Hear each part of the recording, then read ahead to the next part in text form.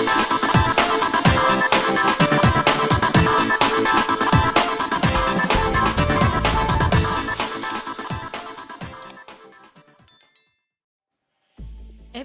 18 पेशकश मीरे कारवां। अचानक ही गोम्पा के मुंह से एक गूंजदार आवाज निकली। उसने न जाने क्या कहा था कि वो औरतें एकदम एक दूसरे से अलग हट गईं। गोम्पा तेज लहजे में उनसे कुछ कहता रहा, मगर तश में पड़े हुए गोश्त के पार से उठाकर चबूतरे के सामने बैठे हुए लोगों की तरफ उछालने लगा। लोग कुत्तों की तरह उन पर झपट पड़े। ये हंगामा तकरीबन आधे घंटे तक जारी रहा। मैंने बमला की तरफ देखा, उसके चेहरे पर अजीब से तासुरात थे। अब गोम्पा शायद कोई भाषण दे रहा था। हर शख्स बड़ी तवज्जो से उसकी बातें सुन रहा था। अभी उसका भाषण जारी था कि चबूतरे के पीछे से बरामद होने वाले एक और आदमी देखकर मैं चौंक पड़ा। ये वही आदमी था जिसे हमारे गार में बमला पर दराजी की कोशिश की थी और मेरे हाथों पिटा था। लोगों ने इसे उठाकर बस्ती से बाहर फेंक दिया था। उस शख्स के और गोम्पा के हुलिये में थोड़ा सा ही फर्क था। वो झुककर गोम्पा के कान में सरगोशी करने लगा। उसके साथ ही उसकी नजरें हमारी तरफ उठ गईं। मुझे समझने में देर न लगी कि वो हमारी मौजूदगी से आगाह था और गोम्पा से हमारे बारे में कुछ कह रहा था। गोम्पा ने भी हमारी तरफ देखा था। उसकी नजरें बमला के चेहरे से फिसलती हुई मेरे चेहरे पर मरकूज हो गईं। उससे निगाहें मिलते ही मेरे दिमाग को एक जोरदार झटका लगा और पूरे जिस्म में सनसनी की लहरें सी दौड़ने लगी। मैं ज्यादा देर तक उसकी नजरों की ताब न ला सका और रुख बदल लिया। उसी लम्हे गोम्पा की गूंजती हुई आवाज सुनाई दी। वो आदमी उठा और हमारी तरफ लपका। इससे पहले कि मैं कुछ समझ सकता, वो बमला को उठाकर चबूतरे की तरफ ले गए। बमला अपने आप को छुड़ाने की कोशिश करते हुए बुरी तरह चीख रही थी। चबूतरे पर वो जानवरनुमा इंसान बमला से लिपट गया और उसे बुरी तरह बम्बोड़ने लगा। हिम्मत सिंह! बमला की चीख सुनकर मैं जैसे होश में आ गया और फिर दूसरे ही लम्हे में दौड़कर चबूतरे पर पहुंच गया और उस वैश्य को बालों से पकड़कर एक तरफ खींचने लगा। उसे बमला को छोड़कर अचानक ही मेरे सीने में घौंसा रसीद कर दिया। मुझे यूं लगा जैसे सीने पर वजनी हथौड़े से जरब लगाई गई हो। मुझे सीने में सांस रुकता महसूस होने लगा। इससे पहले कि मैं समझ सकता, उसे मेरे सर पर घौंसा मार दिया। मेरा दिमाग झंझना उठा। आंखों के सामने नीली पीली चिंगारियां सी रक्स करने लगी। उसने मुझे संभलने का मौका नहीं दिया और घोंसों और लातों से मेरी बुरी तरह तवाजा करता रहा। बमला एक तरफ खड़ी चीख रही थी। चबूतरे के सामने बैठे हुए लोग भी चीख चीख कर मेरे हरीफ का हौसला बढ़ा रहे थे। ये वही लोग थे जिन्होंने पहले उस शख्स को मेरे हाथों पिटने के बाद उठाकर बस्ती से बाहर फेंक दिया था। अब वो लोग मेरे ही इलावा से शय दे रहे थे और फिर मुझे संभलने का मौका मिल गया। मेरा निचला होंठ फट चुका था जिससे खून बहने लगा था। खून का जायका मुझे अपनी जुबान पर महसूस हो रहा था और फिर मुझ पर जैसे जुनून तारी हो गया। मैंने उस वैश्य को संभलने का मौका नहीं दिया। पहले से उठाकर चबूतरे पर पटक दिया और फिर उस पर लातों और घोंसों की बारिश कर दी। चबूतरे पर मौजूद नंग दड़ंग औरतें चीखती इधर उधर भागी और मैं उस वैश्य को पूरे चबूतरे पर लौटाता रहा।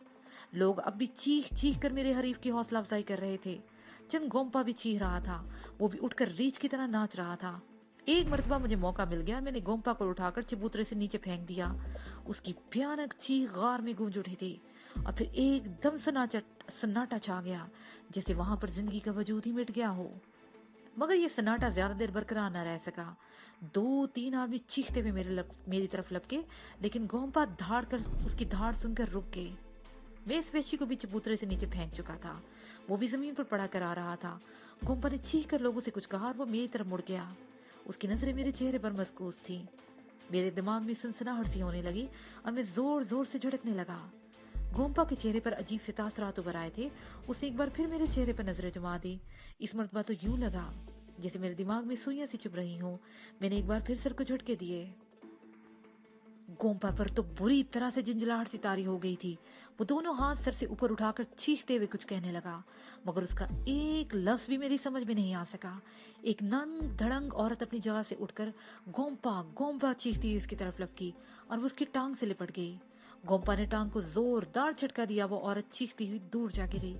गोम्पा चीखता धाड़ता हुआ चबूतरे की पिछली तरफ से तारीख तंग रास्ते में दाखिल हो गया। मेरे हाथों दूसरी मर्तबा पिटने वाला वैश्य भी उठकर उसके पीछे दौड़ा। गोम्पा के जाते ही सूरत हाल बदल गई। चंद आदमी मेरी तरफ घोंसे से तान कर चीखने चिल्लाने लगे, लेकिन कोई आगे नहीं बढ़ा। तमाम 2 नंग दड़ंग औरतें बमला की तरफ लपकी थीं, लेकिन इन दोनों भिक्षुओं ने बड़ी तेजी से आगे बढ़कर उन औरतों को एक तरफ धकेल दिया और मुझे और बमला को बाहों से पकड़कर एक तरफ दौड़ पड़े, जिस तरफ से हम गार में दाखिल हुए थे। मेरा ख्याल था कि वो लोग हमारा पीछा करेंगे, लेकिन कोई पीछे नहीं आया। सब लोग अपनी अपनी जगह पर खड़े थे। हम उस गाड़ से बाहर आ गए। मैदान में अब भी अलाव रोशन था और 3 आदमी वहां पर पहले से ही खड़े थे। हम उनके करीब से गुजरते हुए अपने गाड़ में आ गए। वो दोनों बिश्कू भी हमारे साथ थे। उनमें से एक गोम्पा के बारे में कुछ पूछना चाहता था, लेकिन वो दोनों मेरी जुबान से नहीं समझे थे।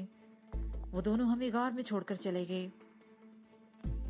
बमला ने कंबल ओढ़ी और दीवार से टेक लगाकर नीम दराज हो गई। मैं भी उसके करीब ही बैठा गोम्पा के बारे में सोचने लगा। उसके हुलिये से मैंने ये तो अंदाजा लगा लिया था कि गोम्पा का ताल्लुक इस कबीले से नहीं था।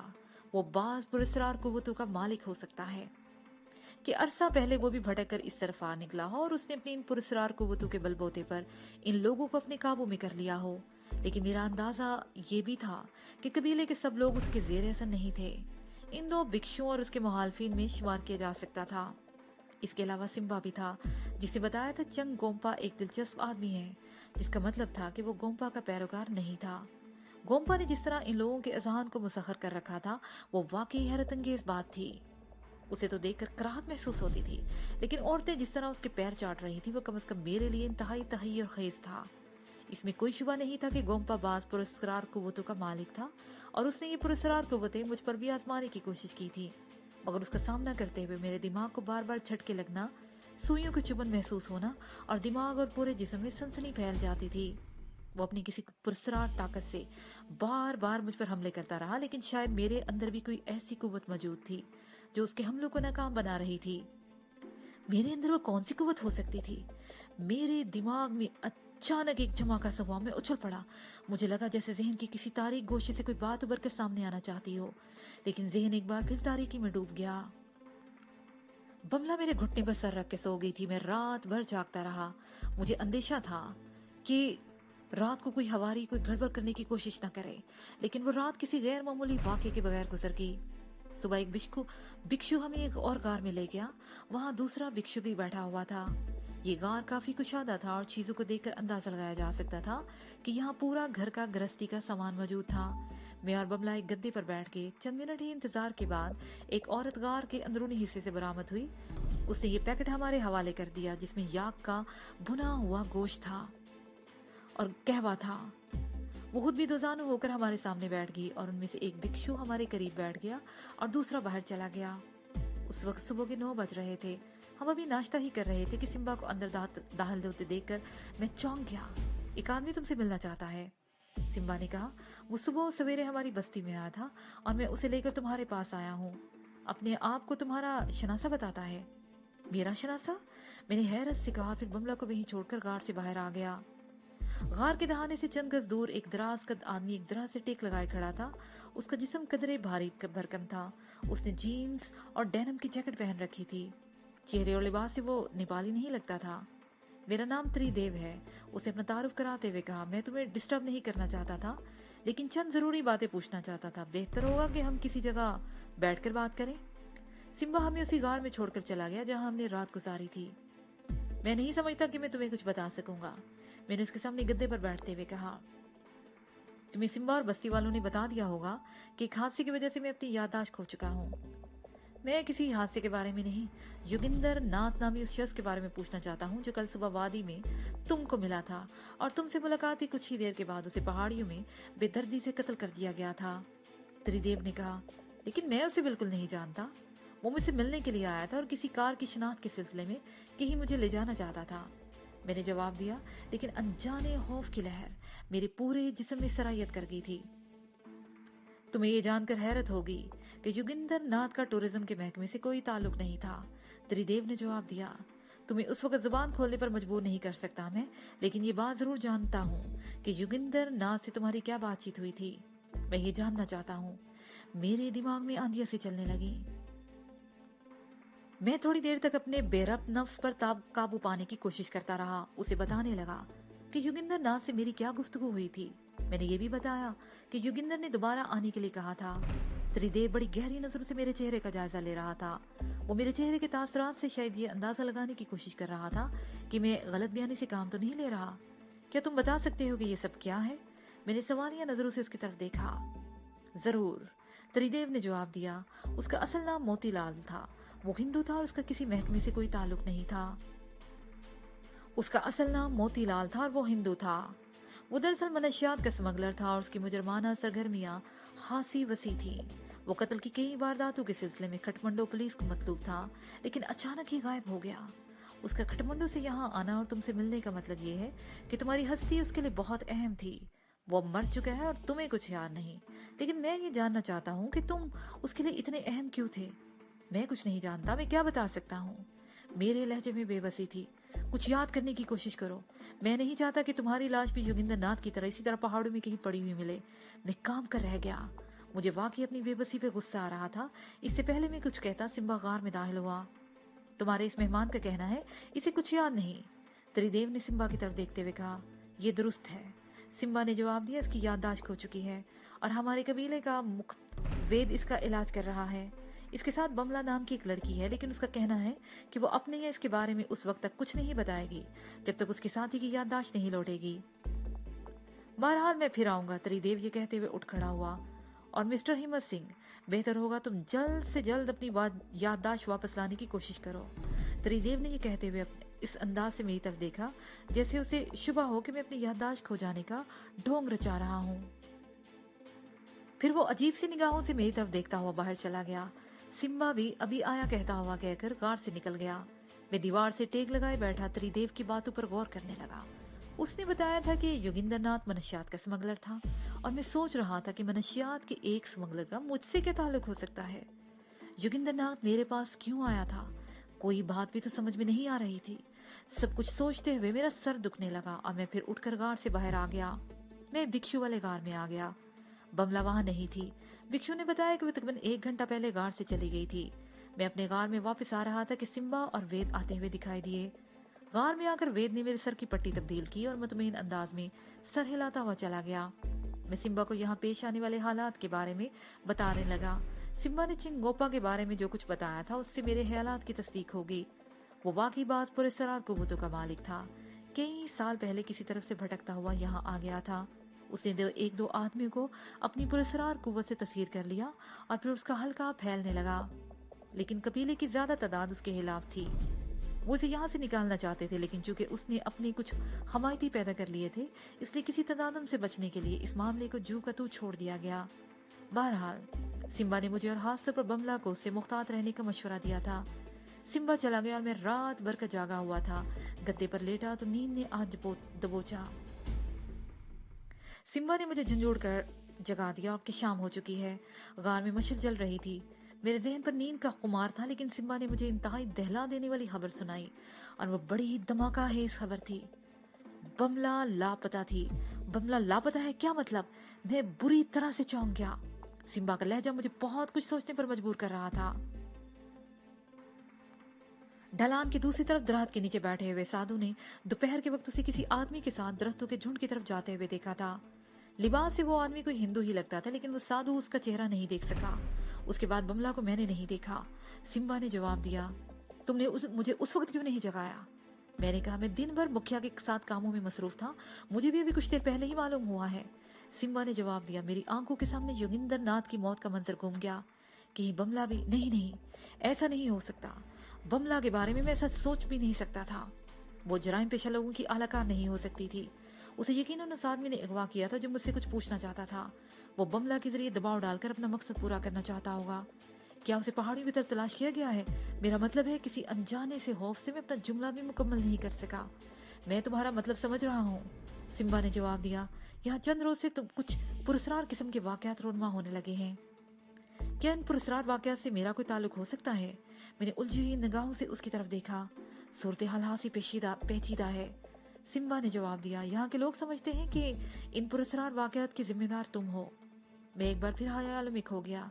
मुझे यहाँ आए हुए सिर्फ 2 दिन हुए थे और इस अरसे में एक आदमी पुरस्कार तरीके से हलाक हो चुका था और मेरी अपनी साथी लापता थी और बदकिस्मती से वो दोनों आखिरी मर्तबा मुझसे ही मिले थे।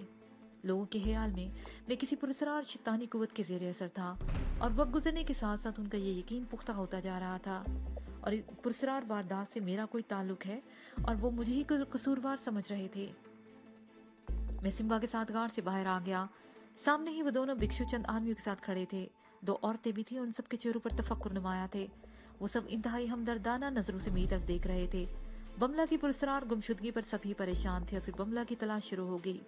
लोग दो दो तीन तीन टोलियों की सूरत में पहाड़ियों पर फैल गए। सिम्बा और एक भिक्षु मेरे साथ रवाना हुआ। शाम का अंधेरा फैल चुका था। हम हाथों में मछली लिए गारों में घूमते रहे। ये गार चट्टानों के अंदर ही अंदर दूर तक फैले हुए थे। बाज गार सुरंगों के जरिए एक दूसरे से मिले हुए थे और बाज बिल्कुल अलग थलग। इन गारों में रहने वाले कई और लोग भी बमला की तलाश में हमारे साथ शामिल हो गए।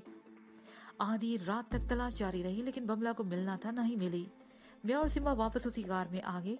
सिम्बा को शाम को अपनी बस्ती वापस जाना था, लेकिन बमला की गुमशुदगी की वजह से वो भी मेरे पास ही रुक गया था। हम रात के आखिरी पहर तक बैठे बमला ही के बारे में बातें करते रहे। सुबह हम नाश्ते से फारिग ही हुए थे कि त्रिदेव भी पहुंच गया। वो मुझसे अलग में बात करना चाहता था। सिम्बा उठकर गार से बाहर चला गया। त्रिदेव मेरे सामने बैठ गया। मुझे बमला की गुमशुदगी का अफसोस है, त्रिदेव ने मेरी तरफ देखते हुए कहा। सदियों पुरानी ये गार बड़े ही पुरस्कार है। यहाँ कुछ भी हो सकता है। एक रात पहले तुमने चंद गोम्पा से मिल चुके हो। उस जैसा पुरस्कार शख्स कुछ भी कर सकता है। तुम अगर चाहो तो मैं अब भी तुम्हारी मदद कर सकता हूँ। वो चंद लम्हों को खामोश हुआ और फिर बात जारी रखते हुए कहने लगा, अगर तुम्हारी याददाश्त बरकरार होती तो तुम मुझे फौरन पहचान लेते। हमारी पहली मुलाकात तकरीबन 1 महीना पहले खटमंडू में हुई थी। मैं उसे मुलाकात, बाकायदा मुलाकात तो नहीं कहूंगा, मैं उस वक्त देशमुख की तरफ था और हम एक दूसरे के हरीफ थे, लेकिन अब हम में दोस्ती हो सकती है। खटमंडू, खरीफ, देशमुख, मेरे दिमाग में आंधियां सी चलने लगी। नहीं, मुझे कुछ याद नहीं, मैं कुछ नहीं जानता, मैं अपना माजी भूल चुका हूँ। मैं बेबसी से सर झटकने लगा। मुझे बिल्कुल याद नहीं, माजी की कोई बात मेरे जहन में नहीं रही। मेरे ख्याल में तुम्हें इतना तो याद होगा कि चंद रोज पहले तुम्हारे एक दोस्त की हवेली में आग लगा दी गई थी और तुम्हारा दोस्त साबिक पुलिस इंस्पेक्टर पांडे भी उस आग में जलकर राख हो गया था। सिर्फ 3-4 दिन पहले तुम पद्मी के करीब नागपाल और चांगली के 2 आदमियों को कत्ल करके 500 किलो हेरोइन ले उड़े थे। उसे मेरी आंखों में झांकते हुए कहा, गोया से शुबा था कि मैं अपनी याददाश्त खो जाने का ढोंग रचा रहा हूँ। नागपाल, चांगली, 500 किलो हेरोइन, मैं बिल्कुल नहीं समझा। मुझे उसकी बातों से उलझन सी महसूस होने लगी थी। अब मुझे खुलकर बात करनी पड़ेगी, त्रिदेव ने कहते हुए मोहतात निगाहों से गार के दरवाजे की तरफ देखा। तुम अपनी एक दोस्त को छुड़ाने के लिए देशमुख का पीछा करते हुए हिंदुस्तान से खटमंडू आए थे। अगरचे गैर कानूनी तौर पर नेपाल में दाखिल हुए थे, लेकिन 2 पुलिस ऑफिसर तुम्हारी मदद कर रहे थे। देशमुख ने नागपाल के पास पनाह ले रखी थी, लेकिन चंद ही रोज के बाद नागपाल उसे अपने लिए बोझ समझने लगा। उसे देशमुख को मरवा दिया और इसका उसके 2 मकासद पूरे हो गए। उसे देशमुख से भी निजात मिल गई और खटमंडू में हंगामे भी शुरू करवाकर उसे अपनी बदेशी आंखों की राह हमवार करने में मदद मिली। तुम अपनी दोस्त को देशमुख की कैद से निजात दिला चुके थे। असूली तौर पर तुम्हें हिंदुस्तान वापस चले जाना चाहिए था, लेकिन तुम उस चीनी का किस्सा भी पाक करना चाहते थे जो नागपाल की मदद से इस देश में हीरोइन और दीगर मनशियात की तिजारत पर काबिज होना चाहता था। तुम्हें किसी तरह इतला मिल गई कि नागपाल के 2 आदमी जनूबी इलाके से 500 किलो हेरोइन लेकर आ रहे हैं और हेरोइन की ये पहली खेप वसूल की जाने वाली चांग ली अपने आदमियों के साथ खटमंडू से 250-300 मील दूर पद्मी नामी गांव में मौजूद था। लेकिन तुम पद्मी से आगे निकलकर इन दोनों आदमी को मौत के घाट उतारकर 500 किलो हेरोइन पर कब्जा कर लिया। वो लोग शिकारी कुत्तों की तरह पूरे मुल्क में तुम्हें तलाश करते फिर रहे हैं। वो समझ रहे हैं कि शायद तुम हिंदुस्तान की तरफ फरार होने की कोशिश करोगे, इसलिए उनकी तमाम तवज्जो सरहद की तरफ है। ये बात अभी तक उनकी जहन में नहीं आई कि तुम पहाड़ों में किसी दूर दराज की बस्ती में पनाह लिए हुए हो, और अगर तुम याददाश्त खो जाने का ढोंग खत्म कर दो और इस बहरूप को खत्म कर दो तो मैं आधा हिस्सा तुम्हें देने का वादा करो, तो मैं तुम्हें बाहिफाजत सरहद पार करवाकर हिंदुस्तान पहुंचा सकता हूँ। बस मुझे वादा करो कि आधा हिस्सा मुझे दे दोगे। तुम्हारी कोई बात मेरी समझ में नहीं आ रही, मुझे कुछ याद नहीं आ रहा, मैं कुछ नहीं जानता। मैंने एक बार फिर बेबसी से सर झटक दिया। मैं तुम्हारी ये कैफियत कब तक दुरुस्त हो जाएगी? वैसे त्रिदेव ने मुश्तबा निगाहों से मेरी तरफ देखते हुए कहा, इसकी ये कैफियत कब तक दुरुस्त हो जाएगी वे साहब? कुछ कह नहीं सकता मैं। वे जी का ख्याल है कि हो सकता है 2-4 रोज में मेरी याददाश्त लौट आए और इसमें गैर मुय्यना अरसा भी लग सकता है। मैंने जवाब दिया। ओ, त्रिदेव ने कहा, मैं फिर किसी वक्त तुमसे मुलाकात करूंगा। अपने जहन पर दबाव डालने की कोशिश करो, हो सकता है कि तुम्हें कुछ याद आ जाए। त्रिदेव के जाने के बाद कुछ देर बाद सिम्बा गार में आ गया और मैं उस वक्त शदीद जहनी उलझन में मुब्तला था। दिमाग पर चूंटियां सी रेंग रही थी। सिम्बा चेहरे के तासरात से मेरी अंदरूनी कैफियत को भांप गया। वो मुझसे कुछ पूछने की कोशिश कर रहा था, लेकिन मेरी जुबान जैसे गुंग होकर रह गई थी। बिलाखिर कई मिनट की खामोशी के बाद मैंने उसे त्रिदेव से होने वाली गुफ्तगू के बारे में बता दिया, जिसे सुनकर सिम्बा बुरी तरह चौंक पड़ा। हीरोइन, उसकी नजरें मेरे चेहरे पर जमा दी। सूरत हाल हासी पेचीदा हो गई है। मेरे ख्याल में हमें फौरन पुलिस को इत्तला दे देनी चाहिए। वो लोग जरूर तुम्हारी मदद करेंगे। पुलिस? मेरे दिमाग में धमाके से होने लगे। यहाँ से तकरीबन 30 मील दूर कालीकोट नामी गांव में पुलिस की एक चौकी है। सिम्बा ने जवाब दिया, वो लोग कबायली मामलात में मुदाखलत नहीं करते और इस तरफ कभी कोई पुलिस वाला आया भी नहीं। लेकिन ये मामला बहुत संगीन है, हमें पुलिस को इत्तला जरूर देनी चाहिए। मैं भिक्षु को याक पर रवाना करता हूँ। याक एक लंबे बालों वाला तिब्बती बैल। 30 मील का फासला अरचे ज्यादा नहीं, लेकिन पहाड़ों के रास्ते बहुत ही दुश्वार और खतरनाक है।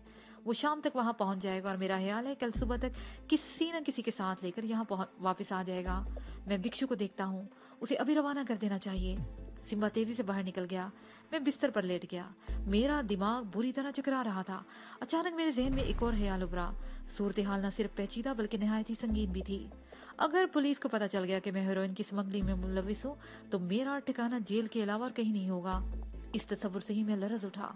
बमला भी लापता थी और शायद वो भी सूरत हाल की नजाकत का एहसास करते हुए गायब हो गई थी। मेरे लिए भी बचाव का एक ही रास्ता था, फरार। मैं वक्त गुजरने का इंतजार करता रहा और उसके साथ ही दिन भर बमला की तलाश भी जारी रही, लेकिन उसका कोई सुराग नहीं था। शाम का अंधेरा फैल गया। मैं अपने गार में आकर लेट गया। सिम्बा आज फिर वहीं रह गया, लेकिन रात को वो मेरे पास नहीं रुका था। मैं बार बार उठकर गार से बाहर झांक रहा था और बिलाहिर जब सन्नाटा छा गया तो मैं गार से बाहर आ गया और मुख्तार निगाहों से इधर उधर देखता हुआ मैदान की तरफ चलने लगा। अचानक उसी तरफ से कोई पत्थर लुढ़कने की आवाजें सुनकर मैं जल्दी से एक बहुत बड़े पत्थर के पीछे दुबक गया। चल लम्हे इधर उधर देखता रहा, लेकिन ना तो कोई आहट सुनाई दी और ना ही कोई नजर आया। मैं पत्थर की आहट से निकलकर एक कदम आगे बढ़ा ही था कि मेरी आंखों के सामने नीली पीली चिंगारियां सी नाच उठी। सर पर लगने वाली ज़रब इतनी शदीद थी कि मैं अपने हौस पर काबू न रख सका और लहराता हुआ नीचे गिर गया। इसके साथ ही मेरा जहन तारीकी में डूबता चला गया। जहां मेरी आंख खुली वो तकरीबन 12 फुट तवील और 7 फुट चौड़ा और एक पहाड़ी गार ही था। छत इस कदर नीची थी कि कदरे लंबे कद के आदमी का सर छत को छू सकता था। एक तरफ दीवार के करीब एक चबूतरा था जिस पर टीन का बना हुआ एक चिराग जल रहा था। इस चिराग में किसी किस्म की जानवर की चर्बी जल रही थी। गाढ़े धुएं के साथ गार में नागवार सी बू भी फैली हुई थी। मेरे करीब ही पानी से भरा हुआ एक बर्तन भी पड़ा था। मेरी एक कलाई आहनी कड़े से जकड़ी हुई थी, जिससे मुंसलिक जंजीर का दूसरा सिरा दीवार में लगे हुए एक हुक में फंसा हुआ था। चल लम्हों तक तो कोई बात मेरी समझ में नहीं आ सकी। फिर रफ्ता रफ्ता सूरत हाल वाज़ेह होने लगी। रात के गार वाले मैदान के सामने मेरे सर पर पुष्ट की जरब लगाकर मुझे बेहोश किया गया था और अब मैं एक कैदी की हैसियत में यहाँ पड़ा था, लेकिन अभी तक कोई अंदाजा नहीं लगा सका था कि मुझे कैद करने वाला कौन है। मैं कुछ देर तक इसी हालत में पड़ा रहा और फिर उठकर कैदखाने का जायजा लेने लगा। ये जंजीर हाथ से लंबी थी। मैं इस हद तक आगे बढ़ता रहा जिस हद तक जंजीर इजाजत दे रही थी। ये गार शायद पहले भी कैदखाने के तौर पर इस्तेमाल किया जा रहा था, क्योंकि एक तरफ कपड़ों के चंचीथड़े और गलासत का ढेर नजर आ रहा था जिससे शदीद ताफुन उठ रहा था। मैं दूसरी तरफ घूमना ही चाहता था कि कोने में कुछ चीज चमकती हुई देखकर रुक गया। मैं चबूतरे से पड़ा हुआ चिराग उठा लिया और आगे बढ़ने ही लगा था, लेकिन फिर मेरा दिल उछलकर खलक में आ गया। रोशनी में चमकने वाली वो चीज धूप का वो चश्मा था जो गुज़श्ता रोज मैंने त्रिदेव की आंखों पर देखा था। उसका एक शीशा टूटा हुआ था और फ्रेम दरमियान से मुड़ा हुआ था। मेरे लिए खौफजदा होने की बात यह थी कि टूटा हुआ वो चश्मा एक इंसानी हाथ की गिरफ्त में था, जिसका बाकी हिस्सा दीवार के पीछे पड़ा था। मैं कुछ और आगे बढ़ा तो मुझे अपना दिल डूबता हुआ महसूस होने लगा। दहशत से मेरे रोंगटे खड़े हो गए। मैंने आंखें बंद कर ली और चंद लम्हों बाद आंखें खोली तो हकीकत मेरे सामने यूं की तू मौजूद थी। बमला का मुर्दा जिस्म आड़ी तिरछी हालत में पड़ा हुआ था और उसका लिबास तार तार और जिस्म छोटे बड़े जख्मों के लातदार निशान नजर आ रहे थे।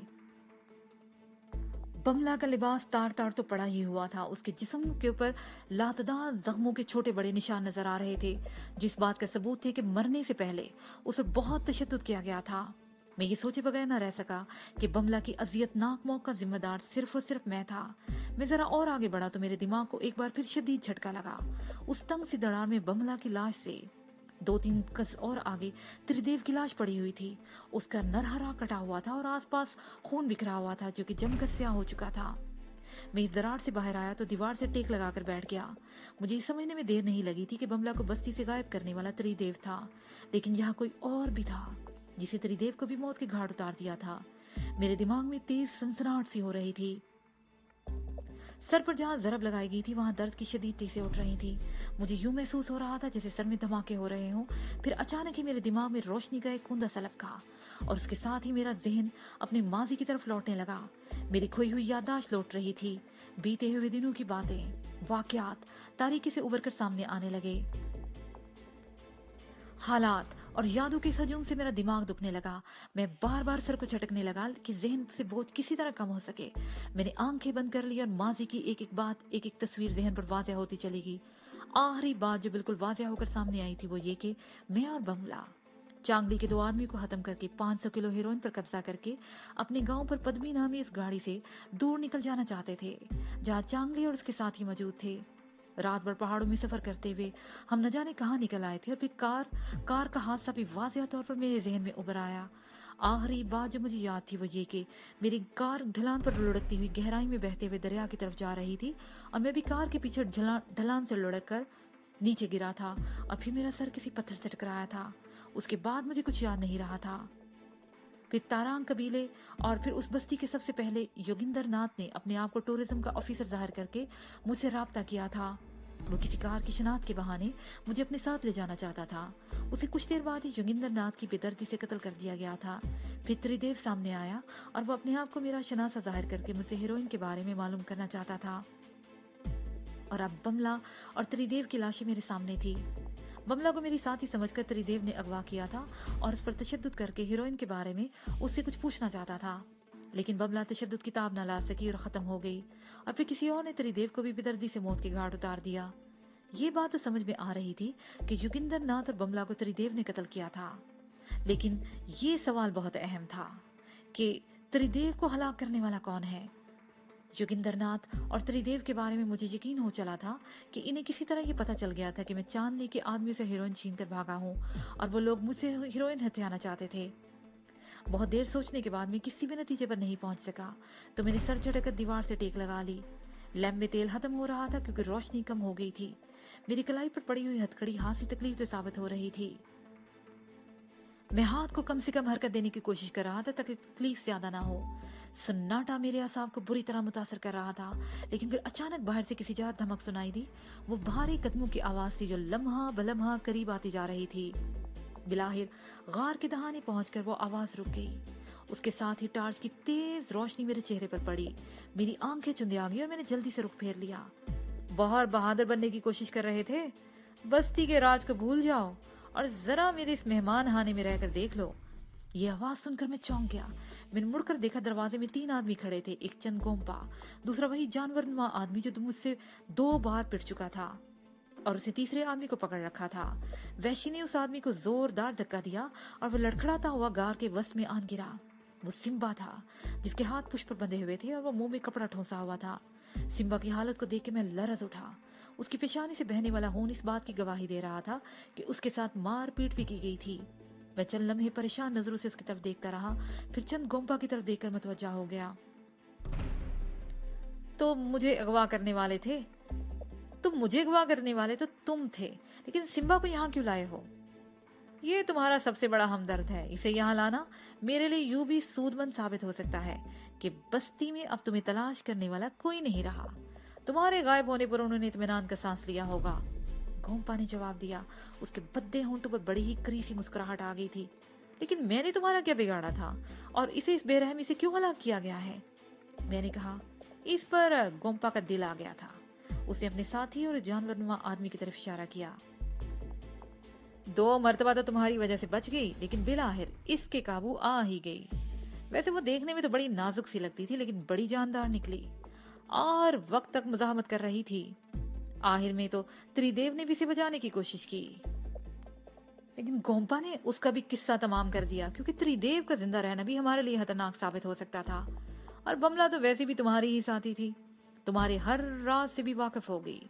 हम उससे वो राज उगलवाना चाहते थे, लेकिन मैं फिर कहूंगा वो बड़ी सख्त जान थी। इतना कुछ होने के बावजूद उसने मुंह से एक लफ्ज तक नहीं उगला। नहीं, वो कुछ नहीं जानती थी।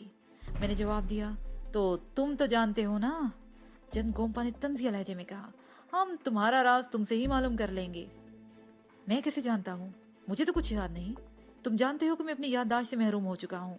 मैंने चेहरा झुकाते हुए कहा। मैं गोम्पा पर यह जाहिर नहीं करना चाहता था कि मेरी याददाश्त लौट आई है। गोम्पा ने मुझे घूरा। मैं तुमसे अलग में बात करूंगा।